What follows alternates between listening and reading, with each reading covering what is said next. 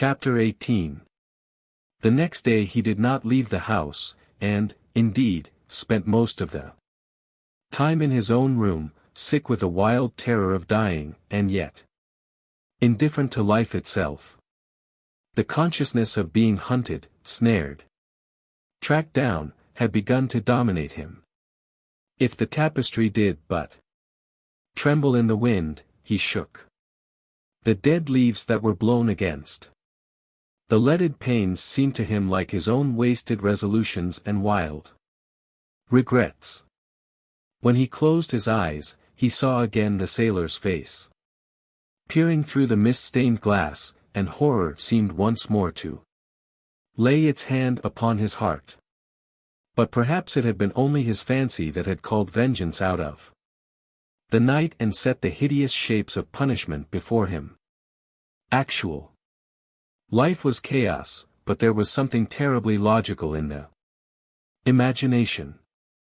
It was the imagination that set remorse to dog the feet of sin. It was the imagination that made each crime bear its misshapen brood. In the common world of fact the wicked were not punished, nor the good rewarded.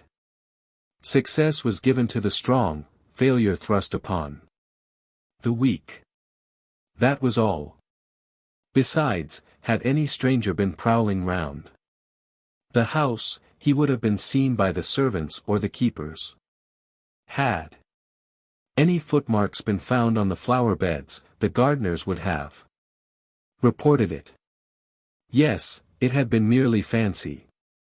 Sybil Vane's brother had not come back to kill him.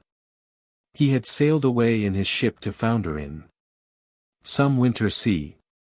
From him, at any rate, he was safe. Why, the man did not know who he was, could not know who he was. The mask of youth had saved him. And yet if it had been merely an illusion, how terrible it was to think that conscience could raise such fearful phantoms, and give them visible form, and make them move before one. What sort of life would his be if, day and night, shadows of his crime were to peer at him from silent corners, to mock him from secret places, to whisper in his ear as he sat at the feast, to wake him with icy fingers as he lay asleep? As the thought crept through his brain, he grew pale with terror, and the air seemed to him to have become suddenly colder. Oh! In what a wild hour of madness he had killed his friend! How ghastly the mere memory of the scene! He saw it all again.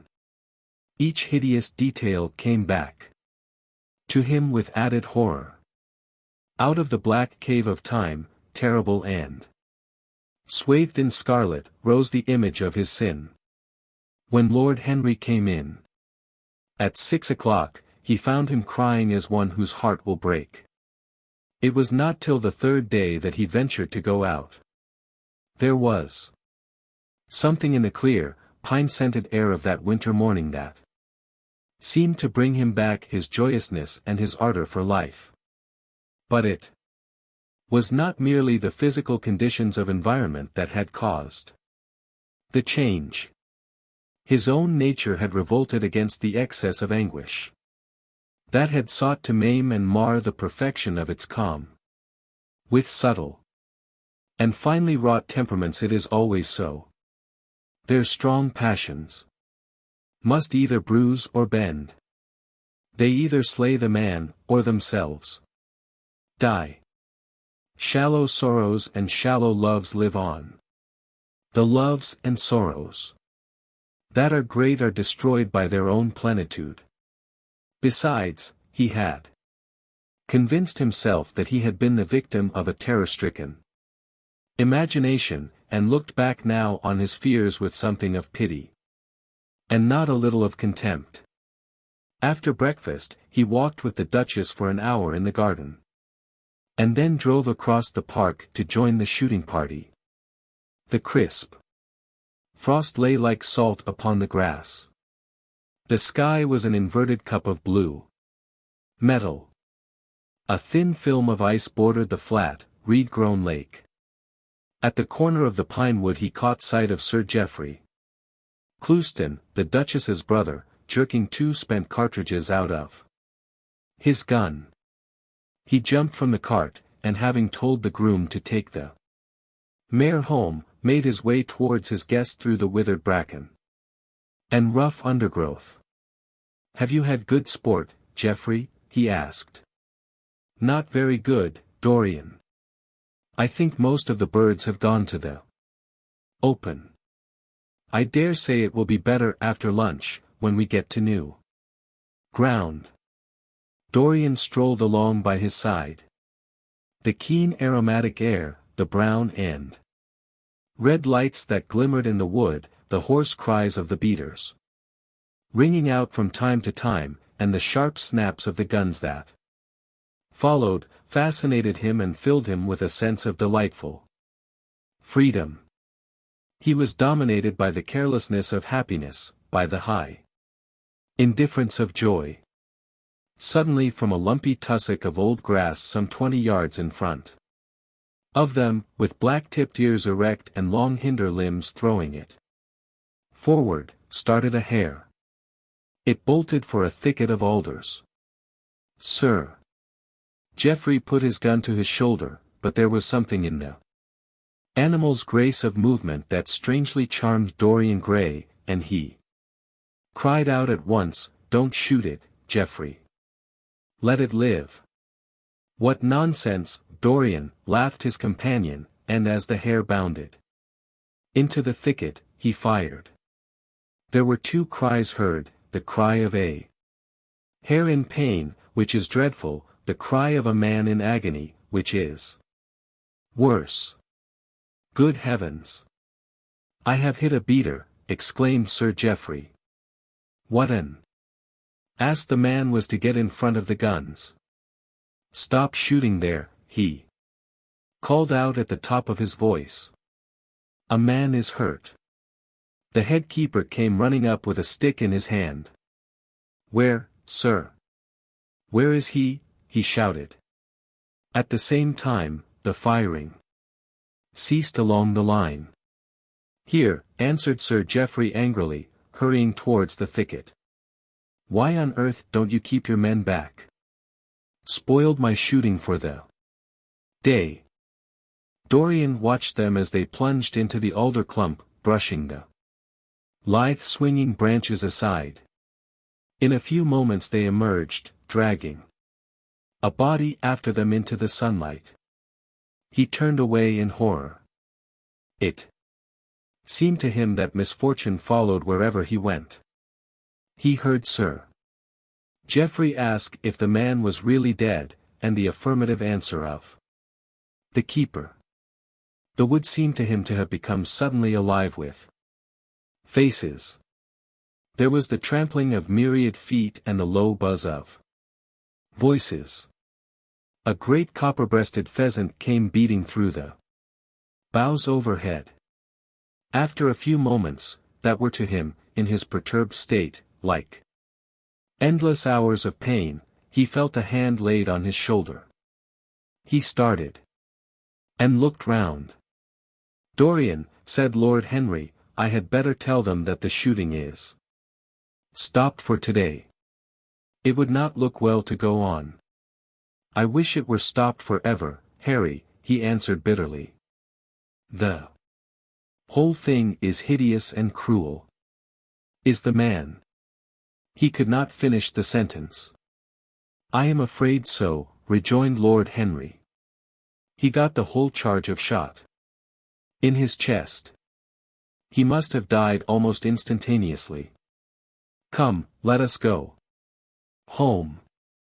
They walked side by side in the direction of the avenue for nearly 50 yards without speaking. Then Dorian looked at Lord Henry and said, with a heavy sigh, "It is a bad omen, Harry, a very bad omen." "What is?" asked Lord Henry. "Oh. This accident, I suppose." "My dear fellow, it can't be helped. It was the man's own fault." Why did he get in front of the guns? Besides, it is nothing to us. It is rather awkward for Geoffrey, of course. It does not do to pepper beaters. It makes people think that one is a wild shot. And Geoffrey is not, he shoots very straight. But there is no use talking about the matter. Dorian shook his head. It is a bad omen, Harry. I feel as if something horrible were going to happen to some of us. To myself, perhaps, he added, passing his hand over his eyes, with a gesture of pain. The elder man laughed. The only horrible thing in the world is _Henri_ Dorian. That is the one sin for which there is no forgiveness. But we are not likely to suffer from it unless these fellows keep chattering about this thing at dinner.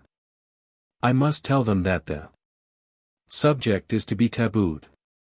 As for omens, there is no such thing as an omen. Destiny does not send us heralds. She is too wise or too cruel for that. Besides, what on earth could happen to you, Dorian? You have everything in the world that a man can want. There is no one who would not be delighted to change places with you. There is no one with whom I would not change places, Harry. Don't laugh like that. I am telling you the truth. The wretched peasant who has just died is better off than I am. I have no terror of death. It is the coming of death that terrifies me. Its monstrous wings seem to wheel in the leaden air around me. Good heavens! Don't you see a man moving behind the trees there, watching me, waiting for me? Lord Henry looked in the direction in which the trembling gloved hand was pointing. Yes, he said, smiling, I see the gardener waiting for you. I suppose he wants to ask you what flowers you wish to have on the table tonight. How absurdly nervous you are, my dear fellow. You must come and see my doctor, when we get back to town. Dorian heaved a sigh of relief as he saw the gardener approaching. The man touched his hat, glanced for a moment at Lord Henry in a hesitating manner, and then produced a letter, which he handed to his master. Her Grace told me to wait for an answer, he murmured. Dorian put the letter into his pocket. Tell her Grace that I am coming in, he said, coldly. The man turned round and went rapidly in the direction of the house. How fond women are of doing dangerous things, laughed Lord Henry. It is one of the qualities in them that I admire most. A woman will flirt with anybody in the world as long as other people are looking on. How fond you are of saying dangerous things, Harry. In the present instance, you are quite astray. I like the Duchess very much, but I don't love her. And the Duchess loves you very much, but she likes you less, so you are excellently matched. You are talking scandal, Harry, and there is never any basis for scandal. The basis of every scandal is an immoral certainty, said Lord Henry, lighting a cigarette. You would sacrifice anybody, Harry, for the sake of an epigram. The world goes to the altar of its own accord, was the answer. I wish I could love, cried Dorian Gray with a deep note of pathos in his voice. But I seem to have lost the passion and forgotten the desire. I am too much concentrated on myself. My own personality has become a burden to me. I want to escape, to go away, to forget. It was silly of me to come down here at all. I think I shall send a wire to Harvey to have the yacht got ready. On a yacht one is safe. Safe from what, Dorian? You are in some trouble. Why not tell me what it is? You know I would help you. I can't tell you, Harry, he answered sadly. And I dare say it is only a fancy of mine. This unfortunate accident has upset me. I have a horrible presentiment that something of the kind may happen to me. What nonsense! I hope it is, but I can't help feeling it. Ah! Here is the Duchess. Looking like Artemis in a tailor-made gown. You see we have come back. Duchess. I have heard all about it, Mr. Gray, she answered. Poor Geoffrey is terribly upset. And it seems that you asked him not to shoot the hare. How curious.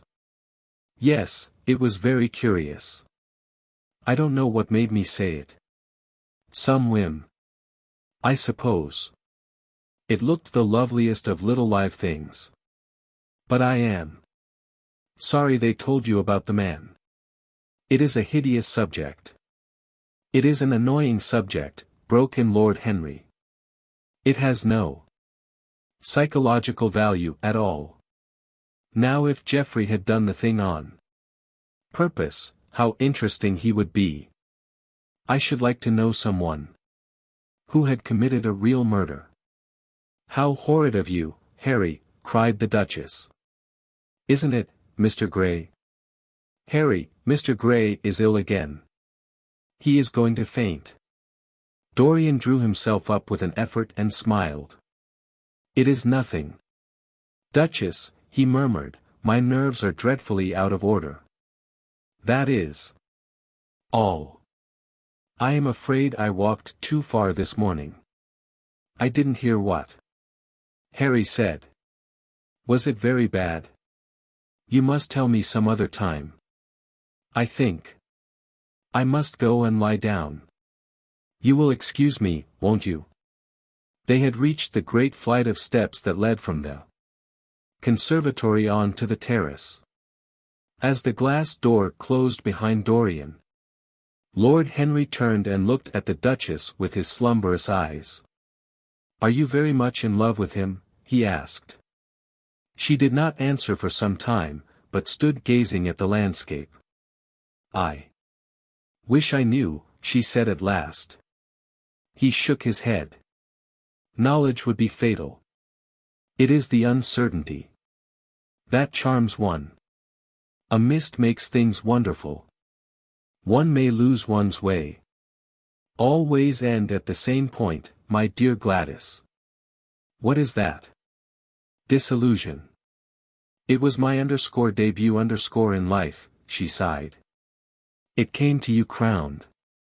I am tired of strawberry leaves. They become you only in public. You would miss them, said Lord Henry. I will not part with a petal. Monmouth has ears. Old age is dull of hearing. Has he never been jealous? I wish he had been. He glanced about as if in search of something. What are you looking for? She inquired. The button from your foil, he answered. You have dropped it. She laughed. I have still the mask. It makes your eyes lovelier, was his reply. She laughed again. Her teeth showed like white seeds in a scarlet fruit. Upstairs, in his own room, Dorian Gray was lying on a sofa, with terror in every tingling fiber of his body. Life had suddenly become too hideous a burden for him to bear. The dreadful death of the unlucky beater, shot in the thicket like a wild animal, had seemed to him to prefigure death for himself also. He had nearly swooned at what Lord Henry had said in a chance mood of cynical jesting. At 5 o'clock he rang his bell for his servant and gave him orders to pack his things for the night express to town, and to have the brougham at the door by 8:30. He was determined not to sleep another night at Selby Royal. It was an ill-omened place. Death walked therein. The sunlight. The grass of the forest had been spotted with blood. Then he wrote a note to Lord Henry, telling him that he was going up to town to consult his doctor and asking him to entertain his guests in his absence. As he was putting it into the envelope, a knock came to the door, and his valet informed him that the head keeper wished to see him. He frowned and bit his lip. "Send him in," he muttered, after some moments' hesitation. As soon as the man entered, Dorian pulled his checkbook out of a drawer and spread it out before him. "I suppose you have come about the unfortunate accident of this morning, Thornton," he said, taking up a pen. "Yes, sir," answered the gamekeeper. "Was the poor fellow married? Had he any people dependent on him?" asked Dorian, looking bored. "If so, I should not like them to be left in want, and will send them any sum of money you may think necessary." "We don't know who he is, sir. That is what I took the liberty of coming to you about." "Don't know who he is?" said Dorian, listlessly. "What do you mean? Wasn't he one of your men?" "No, sir. Never saw him before." "Seems like a sailor, sir." The pen dropped from Dorian Gray's hand, and he felt as if his heart had suddenly stopped beating. "A sailor," he cried out. "Did you say a sailor?" "Yes, sir. He looks as if he had been a sort of sailor, tattooed on both arms, and that kind of thing." "Was there anything found on him?" said Dorian, leaning forward and looking at the man with startled eyes. "Anything that would tell his name?" "Some money, sir, not much, and a six-shooter." "There was no name of any kind." "A decent-looking man, sir, but rough-like. A sort of sailor we think." Dorian started to his feet.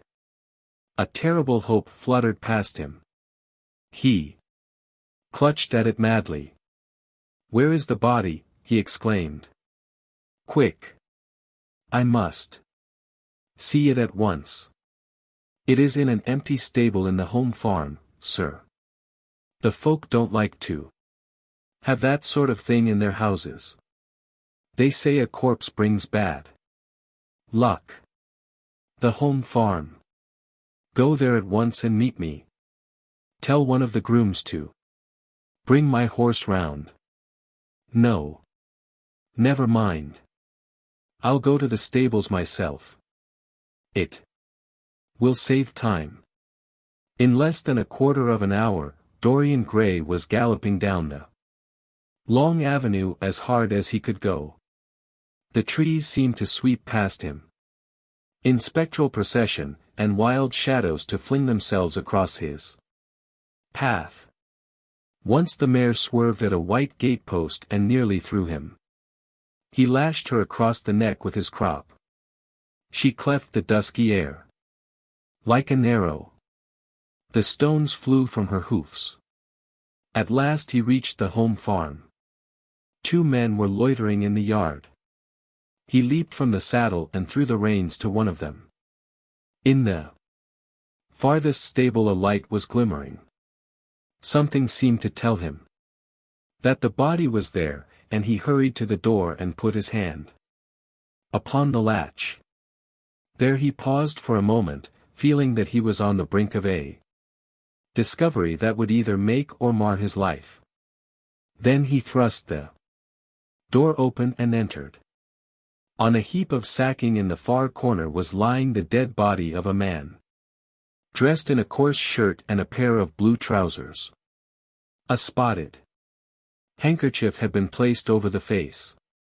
A coarse candle, stuck in a bottle, sputtered beside it. Dorian Gray shuddered. He felt that his could not be the hand to take the handkerchief away, and called out to one of the farm servants to come to him. Take that thing off the face. I wish to see it, he said, clutching at the doorpost for support. When the farm servant had done so, he stepped forward. A cry of joy broke from his lips. The man who had been shot in the thicket was James Vane. He stood there for some minutes looking at the dead body.